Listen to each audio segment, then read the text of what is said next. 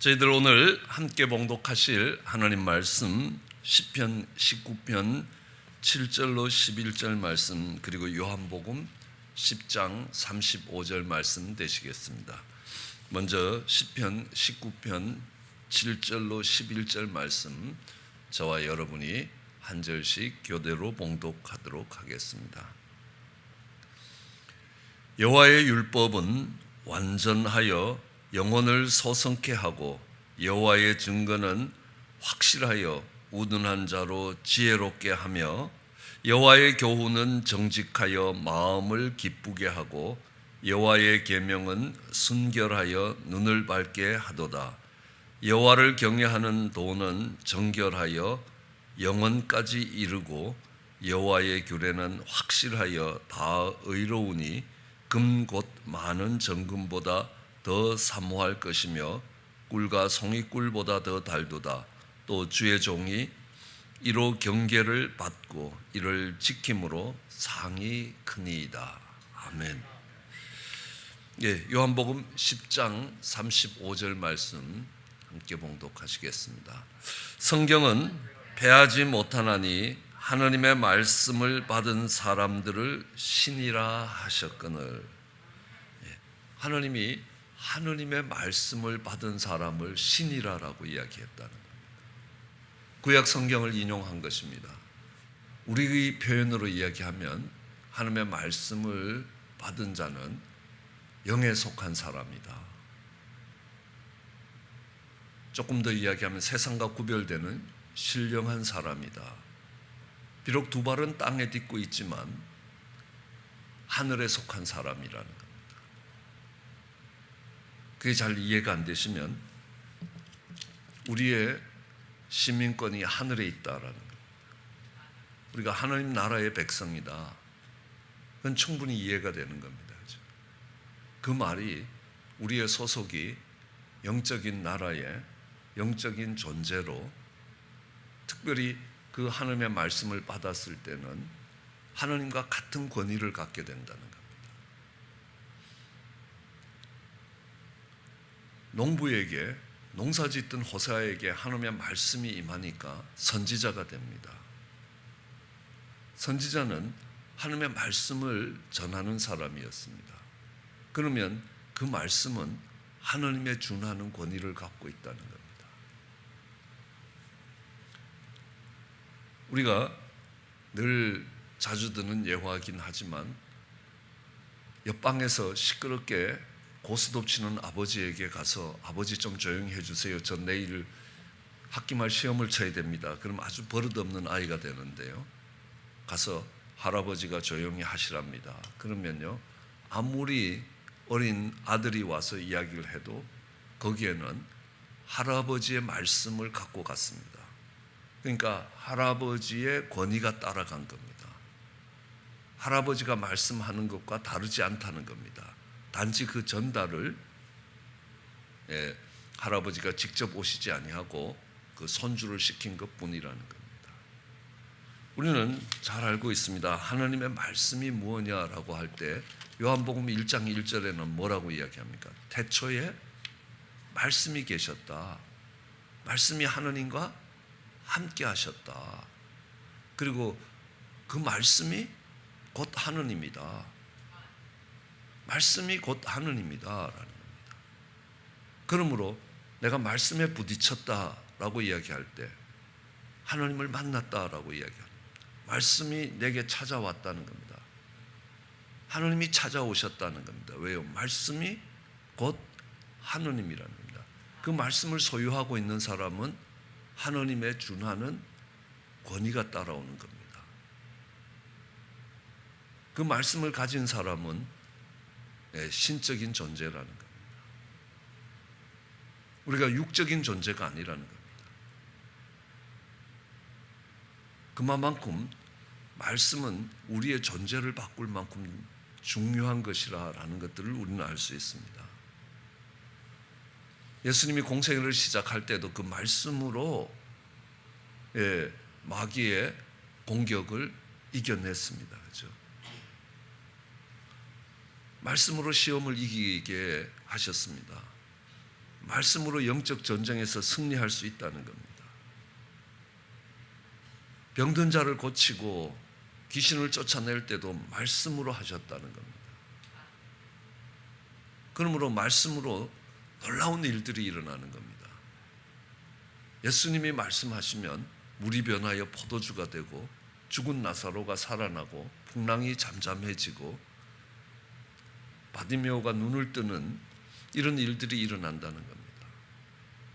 그 말씀이 선포되면 그 자리에 그런 역사들이 일어나는 것입니다. 놀라운 일들이 일어나는 겁니다. 우리가 위험한 지경에 있을 때도 하나님이 말씀을 보내서 우리를 구원하시겠다는 겁니다.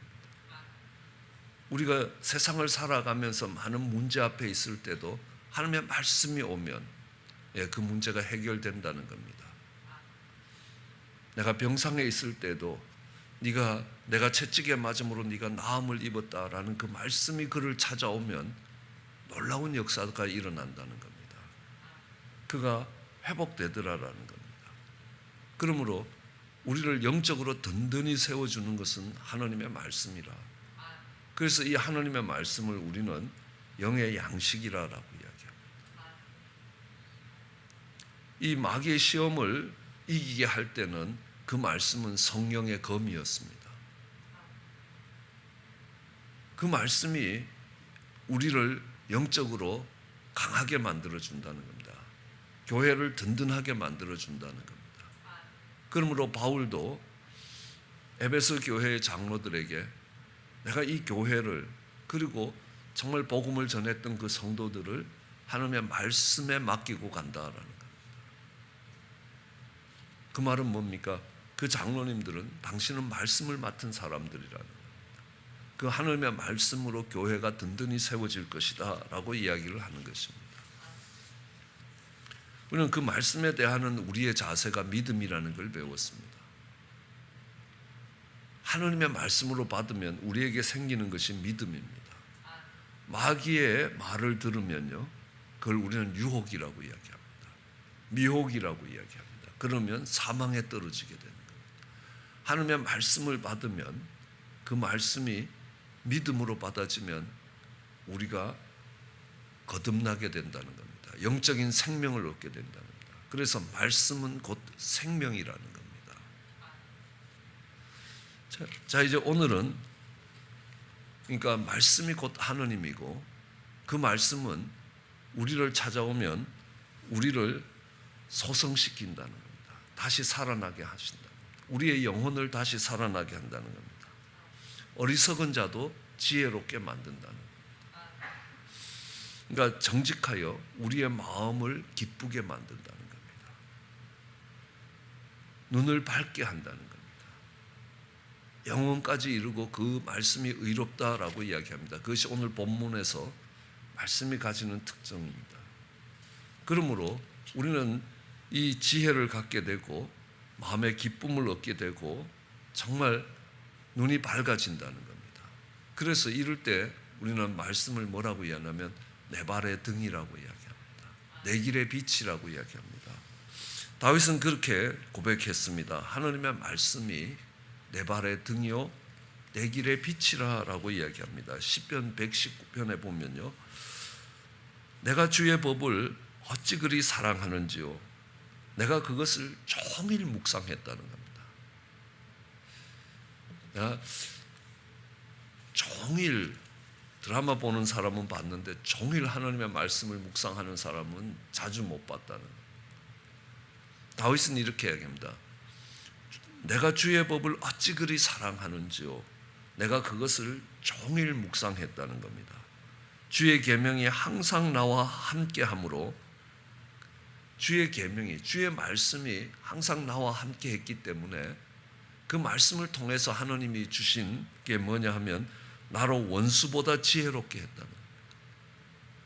내가 원수보다 지혜로우면 내가 원수랑 싸울 때 넉넉하게 이겨갈 것입니다. 그렇죠? 넉넉하게 이길 수 있다는 겁니다. 내가 주의 증거를 묵상함으로 나의 명철함이 내 모든 스승보다 승하다는 겁니다. 높다는 겁니다.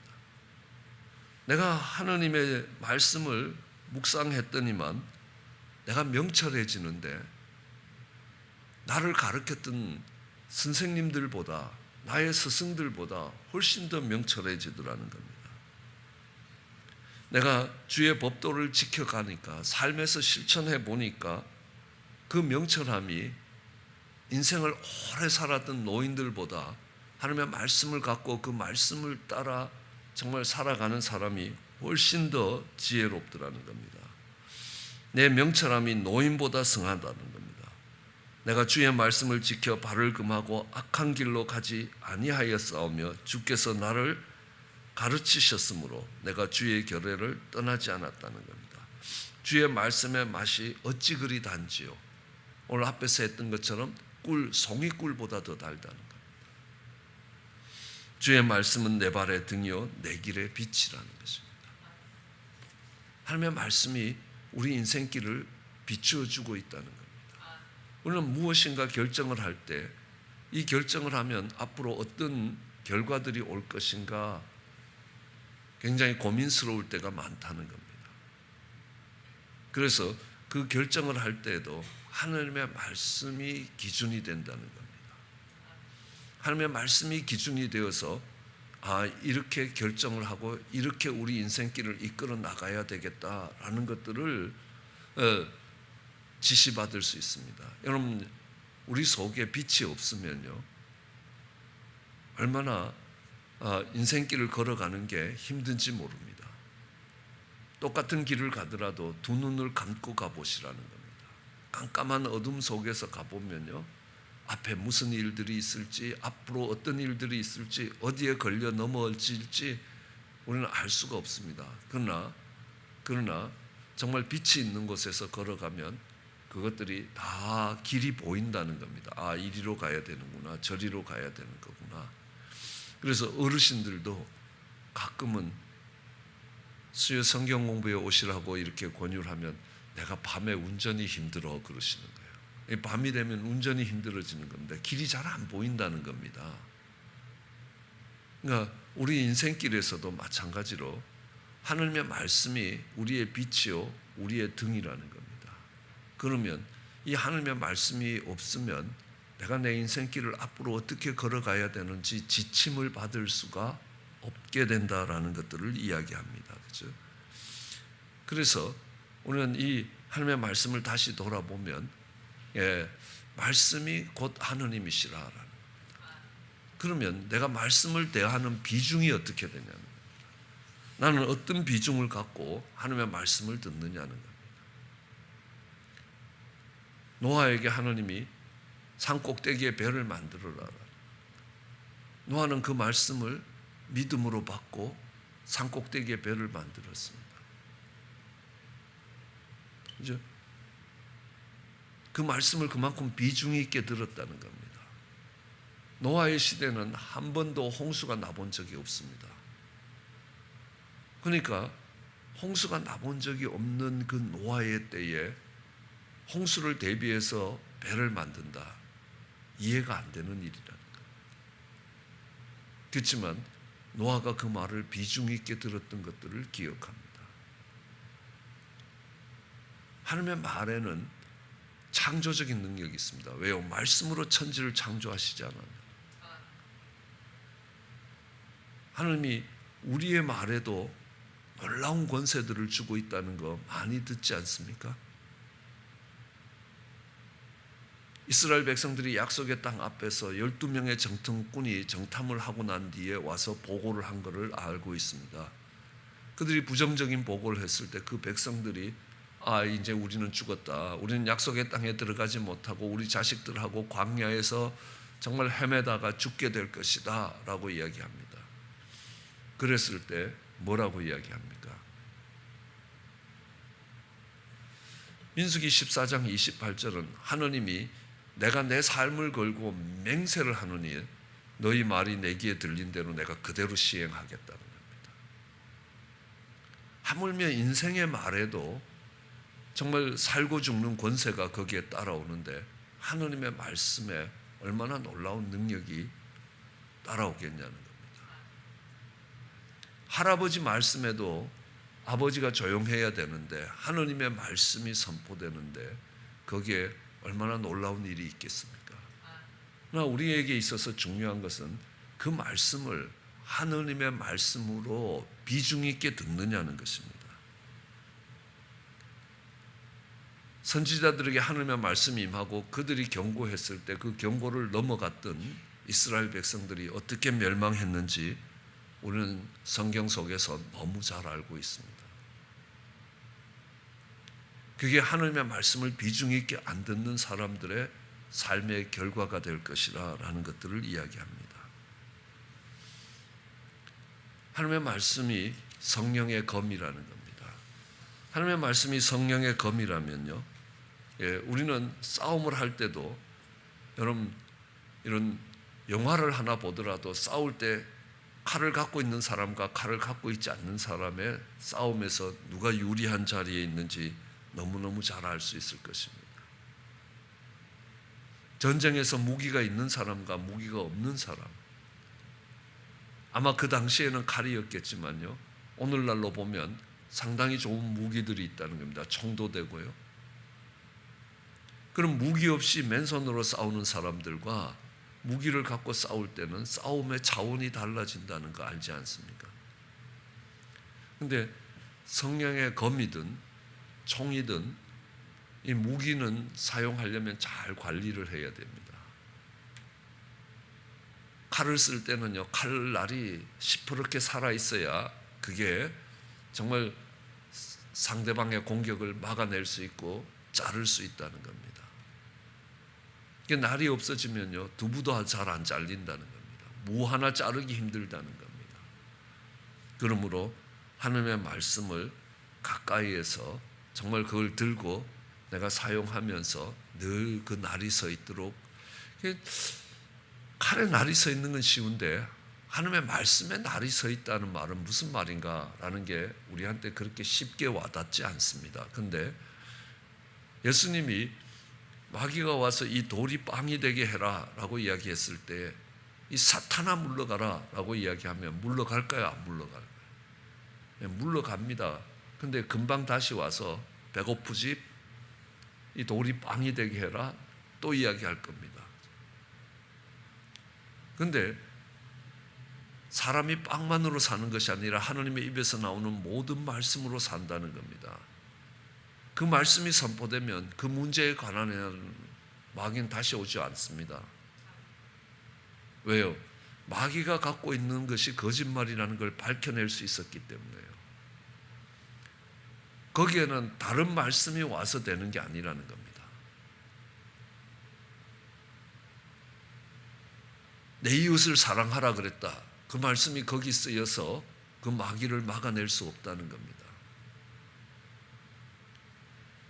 마귀의 계계가, 마귀의 이 계획이 거짓이라는 걸 밝힐 수 있는 말씀이 거기에서 선포되어야 되는 겁니다.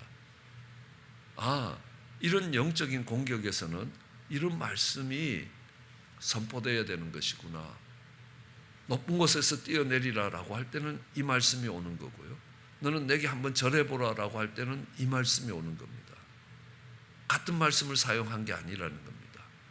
지금 마귀가 공격하는 게 잘못된 것이라는 것을 밝히는 말씀입니다. 그 말씀을 찾아서 그 말씀을 그 자리에 갖다 꼽을 수 있는 게 말씀의 날이 서 있다는 것입니다.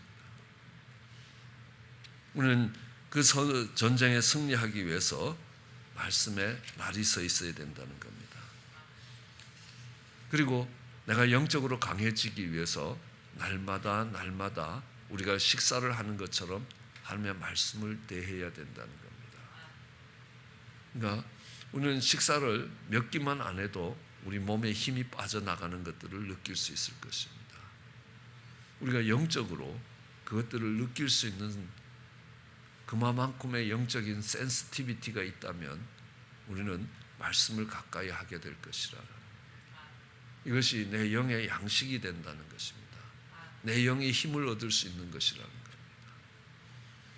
그리고 그 말씀을 귀하게 여길 때, 그 말씀의 권위를 인정할 때 하나님의 권위가 같이 따라온다는 겁니다.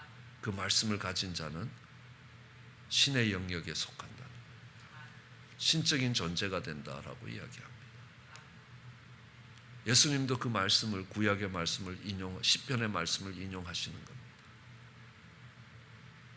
말씀이 성령의 검이 되어서 또 말씀이 내 인생길에 등과 빛이 되어서 내 인생을 밝히 보일 것이라는 겁니다.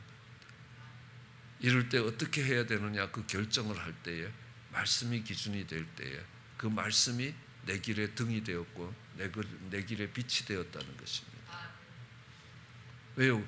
그 말씀을 따라가고 있다는 겁니다. 빛이 비추어서 보이는 그 길을 따라가는 거 아닙니까? 그래서 말씀이 오면 내가 어떤 길로 가야 되는지 어떤 선택을 해야 되는지를 보여주시고 계시기 때문이라는 겁니다. 말씀이 성령의 검이요 말씀이 정말 내 길의 등이요 또 말씀이 영적인 양식입니다. 그죠? 무엇보다도 그 말씀이 곧 하느님이시라는 겁니다. 그러기에 말씀의 비중을 두고 그 말씀을 가까이 하는 그런 성도가 되기를 주의 이름으로 축원합니다. 기도하시겠습니다. 사랑과 은혜가 많으신 하나님, 하나님 말씀이 무엇인지 다시 한번 깨닫게 하여 주시옵소서. 그 말씀이 우리를 기쁘게 하고 그 말씀이 우리를 지혜롭게 하고 그 말씀이 우리의 눈을 밝히신다고 말씀하시오니 그 말씀 사랑하게 하여 주시옵소서. 주의 그 말씀 들을 수 있게 귀를 기울일 수 있게 은혜를 베풀어 주시옵소서. 주께서 말씀하시면 우리의 삶에 놀라운 일이 일어나며 우리가 위경에 있을 때에도 하나님이 그 말씀이 생각나게 하실 것이고 하나님 성령님이 오셔서도 하나님 내가 너에게 가르친 모든 말씀들이 생각나게 할 것이라고 하나님 그 놀라운 그 말씀이 우리 속에 쌓여갈 수 있게 하시고 하나님 날마다 그 말씀을 사랑하며 걸어가는 저희들 에게 은혜를 베풀어 주시기 간절히 소원합니다. 감사합니다. 예수님 이름으로 기도드렸습니다.